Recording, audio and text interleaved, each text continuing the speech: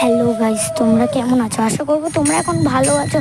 চলে এসছি একটা নতুন ভিডিও নিয়ে। এটা ছিল রথের ভিডিও। তোমরা কিন্তু এইটা অনেকেই রিকোয়েস্ট করেছো। বোন তো ঠিক করে শঙ্খ বাজাতেই পারছে না, এক নম্বর। এখানে একটা ভাই এলো, পয়সা দিল, প্রসাদ খেলো।